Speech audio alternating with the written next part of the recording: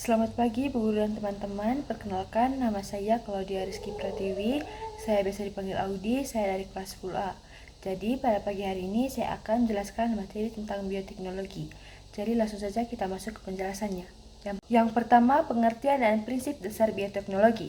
Bioteknologi berasal dari kata bio yang berarti hidup dan teknos yang berarti teknologi, yang berarti ilmu yang menerapkan prinsip-prinsip biologi. Secara klasik atau konvensional, bioteknologi berarti sebagai teknologi yang memanfaatkan organisme atau bagian-bagiannya untuk mendapatkan barang dan jasa dalam skala industri untuk memenuhi kebutuhan manusia. Sementara itu, dalam perkembangan lebih lanjut, bioteknologi dapat diartikan sebagai pemanfaatan prinsip-prinsip dan rekayasa terhadap organisme, sistem atau proses biologi untuk meningkatkan potensi organisme maupun menghasilkan produk dan jasa bagi kepentingan hidup manusia. Yang kedua, ada jenis-jenis bioteknologi. Menurut perkembangannya, secara umum, bioteknologi dibagi menjadi dua. Yang pertama itu bioteknologi konvensional atau bioteknologi sederhana. Bioteknologi konvensional adalah bioteknologi yang memanfaatkan organisme secara langsung untuk menghasilkan produk, barang atau jasa yang bermanfaat bagi manusia. Kelebihan dan kekurangan dari bioteknologi konvensional adalah sebagai berikut. Kelebihan: yang pertama, biaya produksi yang murah.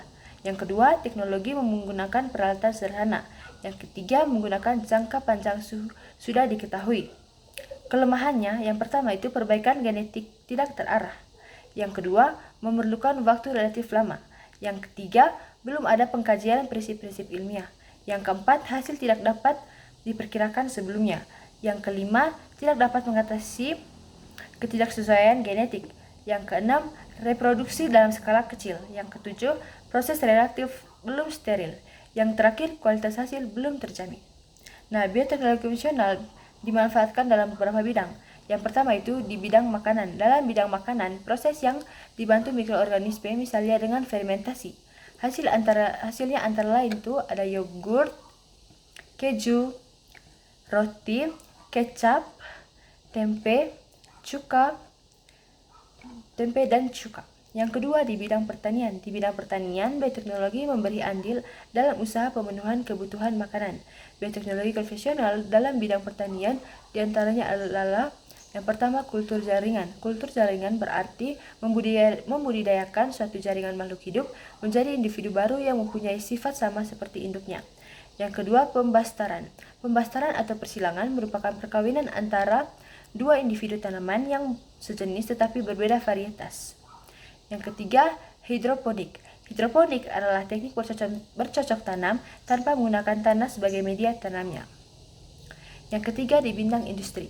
Di bidang industri misalnya teknik bioremediasi, yaitu proses pengelolaan limbah yang menggunakan zat-zat berbahaya atau logam berat menjadi limbah yang kurang berbahaya.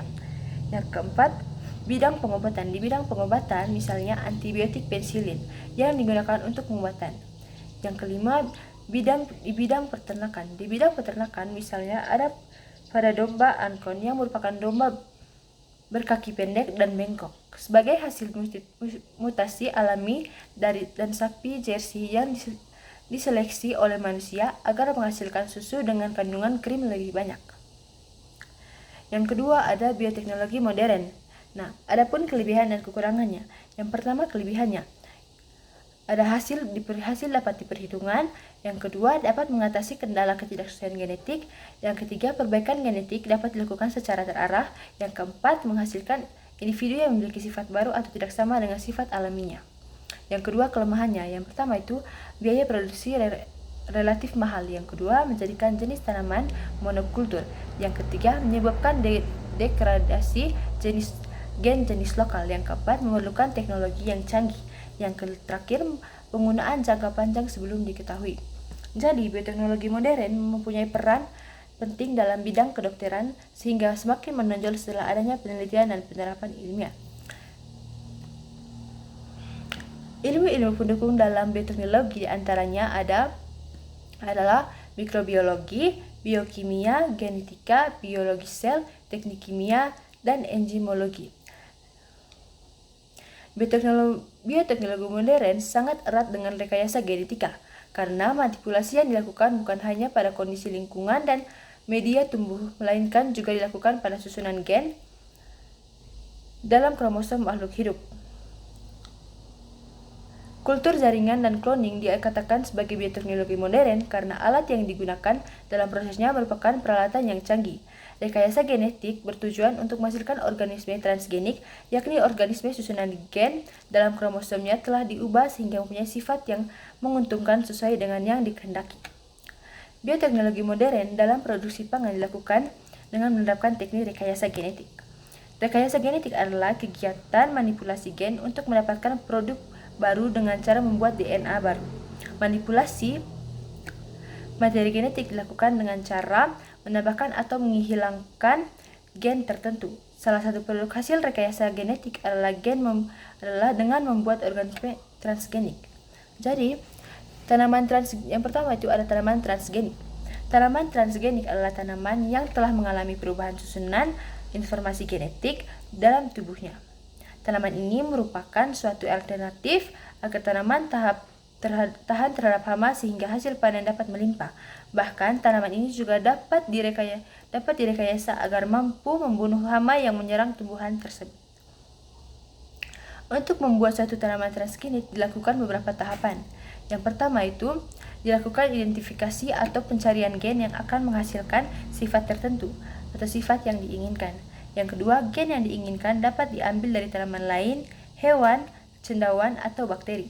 Yang ketiga, pada tahapan cloning gen, DNA asing akan dimasukkan ke dalam vektor cloning atau agen pembawa DNA, contohnya plasmid atau DNA yang digunakan untuk transfer gen. Yang keempat, kemudian vektor cloning akan dimasukkan ke dalam bakteri sehingga DNA dapat diperbanyak seiring dengan perkembangan bakteri tersebut. Yang kelima, apabila gen yang diinginkan telah diperbanyak dalam jumlah yang cukup, maka akan dilakukan transfer gen asing tersebut ke dalam sel tumbuhan yang berasal dari bagian tertentu. Salah satunya adalah bagian laut. Yang terakhir, transfer gen ini dapat dilakukan dengan beberapa metode, yaitu metode senjata gen, metode transformasi DNA yang diperantarai bakteri Agrobacterium tumefaciens, dan elektropasi atau metode transfer DNA dengan bantuan listrik. Beberapa tanaman transgenik telah diaplikasikan untuk menghasilkan 3 macam sifat unggul, yaitu tahan hama, tahan herbisida, dan buah yang dihasilkan tidak mudah membusuk. Yang kedua, hewan transgenik. Selain tumbuhan transgenik, juga ada hewan-hewan transgenik. Pada awalnya, hewan transgenik merupakan bahan penelitian para ilmuwan untuk menemukan jenis penyakit yang menyerang hewan tertentu dengan cara penanggulangannya. Perkembangan selanjutnya, penerapan teknologi rekayasa genetik pada hewan bertujuan untuk menghasilkan hewan ternak yang memproduksi susu dan daging yang berkualitas, ikan yang cepat besar dan mengandung vitamin tertentu, dan sebagainya. Teknik yang digunakan dalam bioteknologi modern. Pada bioteknologi konvensional, prosesnya melibatkan reaksi fermentasi dalam menghasilkan suatu produk. Lain halnya dengan bioteknologi modern, sudah melibatkan teknik rekayasa genetik, yaitu dengan menggunakan teknik DNA rekombinan, yaitu teknik mengubah susunan DNA atau organisme dengan menyisipkan gen asing ke organisme tersebut sehingga diperoleh sifat baru yang telah dimiliki sebelumnya. Teknik ini digunakan untuk menghasilkan organisme transgenik. Proses DNA rekombinan meliputi A. Isolasi DNA dilakukan untuk menyeleksi DNA yang dikehendaki. Langkah-langkah proses isolasi DNA sebagai berikut. Yang pertama, isolasi jaringan.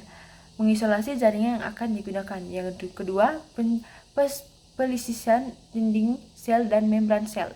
Melisiskan dinding dan membran sel dengan pengurasan atau homogenesis. Sentrifugasi dengan kecepatan lebih dari 1000 rpm atau dengan menggunakan larutan pelisis sel atau buffer ekstrasi. Inti sel harus disisihkan karena substansi gen yang diinginkan ada di dalamnya. Larutan pelisis sel ini bertujuan untuk melisiskan sel yang tidak mengandung DNA agar sel yang mengandung inti sel dapat diisolasi atau dipisahkan dari komponen-komponen sel lainnya yang tidak berfungsi. Yang ketiga, pengekstrasian dalam larutan. Supernata yang terbentuk dibuang kemudian dilakukan ekstraksi di dalam larutan. Hal tersebut bertujuan agar didapat ekstrak. Yang keempat, purifikasi. Pada tahapan ini lakukan pembersihan hasil ekstrak dan zat-zat lainnya. Pada larutan diberikan RNA-SE dan diinkubasi selama 10 menit pada suhu 650 Celcius. Hal ini bertujuan agar mengoptimalkan kerja enzim. Penambahan RNA-SE berguna untuk menyingkirkan kontaminasi RNA sehingga DNA dapat diisolasi secara utuh. 5. Persipitasi bertujuan untuk mengendapkan protein histon sehingga untaian DNA tidak lagi mengulang dan berkaitan dengan protein histon sehingga DNA dapat terlihat. Protein persipitasi terdiri dari asam asetat yang jika berkaitan dengan protein mengakibatkan terbentuknya senyawa baru dengan larutan lebih rendah sehingga menyebabkan protein mengendap. Larutan kemudian sentrifugasi untuk memisahkan substansi berdasarkan berat jenis molekul. Substansi yang lebih berat akan berada di dasar, yang lebih ringan akan terletak di atas. Berikut adalah gambar dari teknologi isolasi DNA. Ini merupakan gambar dari teknik isolasi DNA.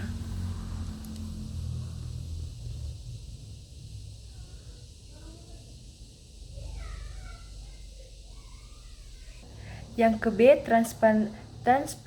transplantasi gen atau DNA.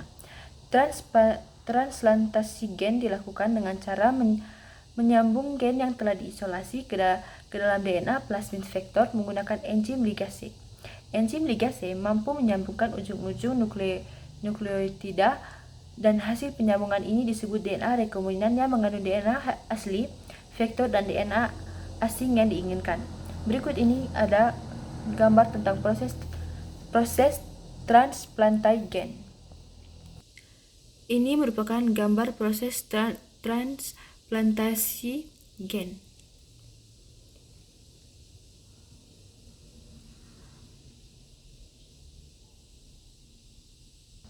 Yang ke D, memasukkan DNA rekombinan ke dalam sel hidup. DNA rekombinan dimasukkan ke vektor sel bakteri ataupun virus melalui pemanasan dalam larutan NaCl atau melalui elektroporasi. Sel bakteri atau virus tersebut melakukan replikasi dengan cara membelah diri sehingga diperoleh DNA rekombinan dalam jumlah banyak. Berikut ini gambar dari proses rekombinan gen.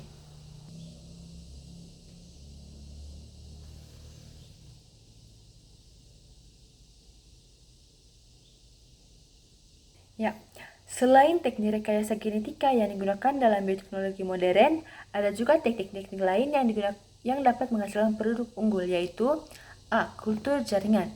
Kultur jaringan merupakan teknik memperbanyak tanaman secara vegetatif, pembuatan yang didasarkan pada sifat totipotensi tumbuhan.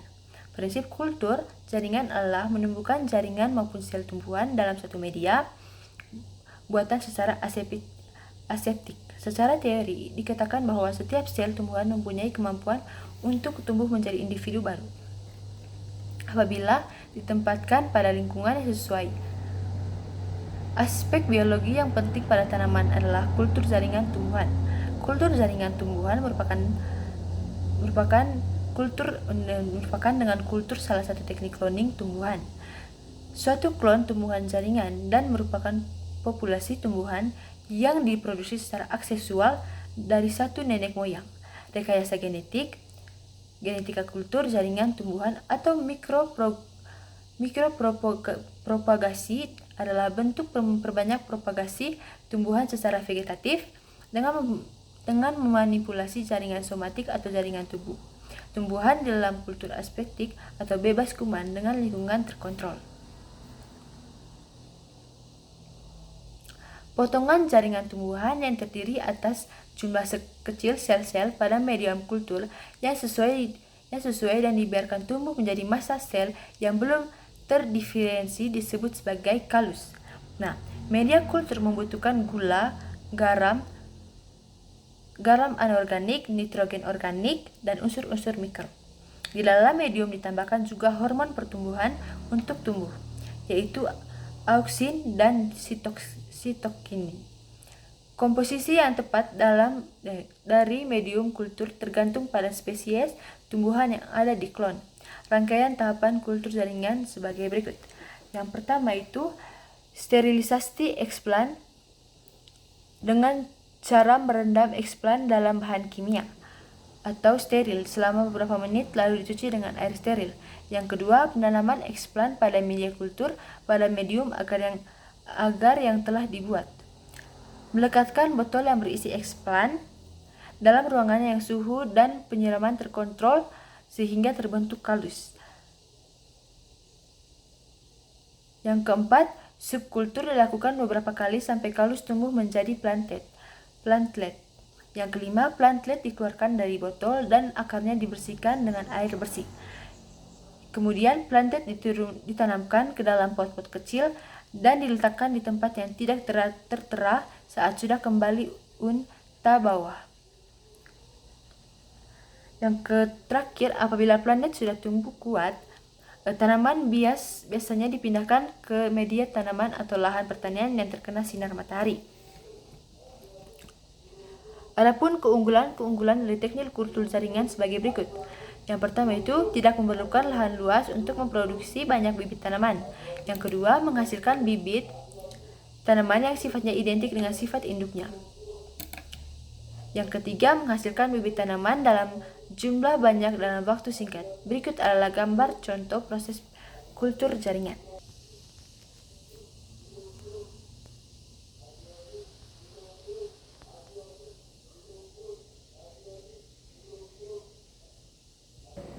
Yang ke B, cloning atau transpalasi atau pencakokan nukleus digunakan untuk menghasilkan individu yang secara genetik dengan induknya. Proses cloning dilakukan dengan cara memasukkan inti sel donor ke sel telur yang telah dihilangkan inti selnya. Yang ketiga, teknik bayi tabung. Teknik bayi tabung bertujuan untuk membantu pasangan suami istri yang sulit memperoleh keturunan. Hal ini dikarenakan sebagai faktor yang memungkinkan dialami oleh pasangan suami dan istri tersebut sehingga mengakibatkan pembuahan tidak dapat terjadi. Misalnya tersumbatnya saluran telur. Perubahan pada bayi tabung terjadi di luar tubuh induk betina atau fertilasi in vitro. Sel telur yang telah dibuahi akan membentuk embrio. Selanjutnya embrio ditanam atau diimplantasi pada rahim seorang wanita yang diambil sel telurnya. Embrio tersebut tumbuh menjadi anak yang siap dilahirkan. Berikut gambar contoh proses teknik bayi tabung.